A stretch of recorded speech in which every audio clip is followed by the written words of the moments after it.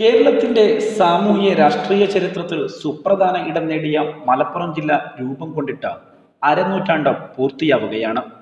വൈദേശികരുടെയും ജന്മികളുടെയും ആധിപത്യത്തിനെതിരെ നിരന്തരം പോരാടി പിന്നോക്കമായി പോയ ഒരു ജനതയ്ക്ക് ലഭിച്ച മേൽവിലാസം കൂടിയാണ് മലപ്പുറം എന്ന ജില്ല.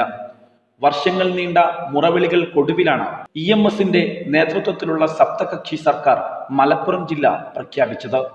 മദിരാശി സംസ്ഥാനത്ത് മലബാർ ജില്ലയുടെ ഭാഗമായിരുന്നു ഇന്നത്തെ മലപ്പുറം ജില്ല.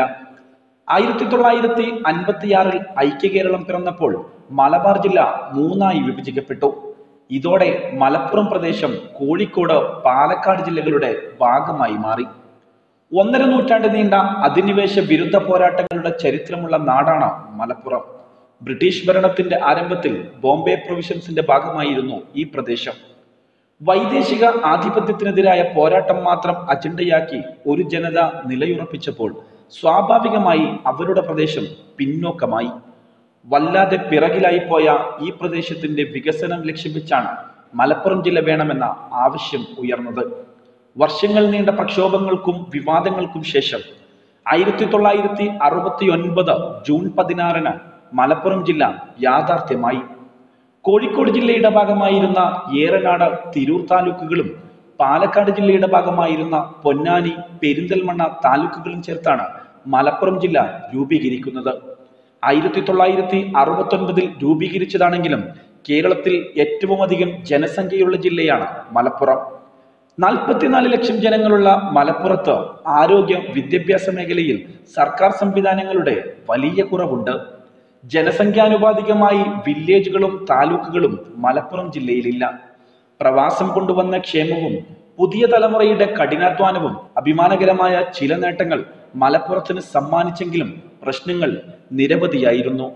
സ്വാതന്ത്ര്യ സമരത്തിന്റെ പല ഏടുകളും ഉറങ്ങുന്ന മണ്ണും കൂടിയാണ് മലപ്പുറം.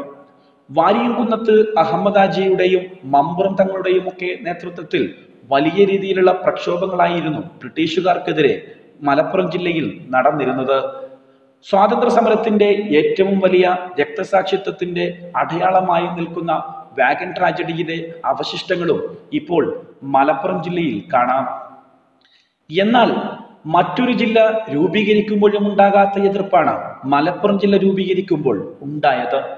BJPയുടെ ആദ്യ രൂപമായ ജനസംഘവും കോൺഗ്രസും ജില്ലക്കെതിരെ പ്രത്യക്ഷ സമരവുമായി വന്നു.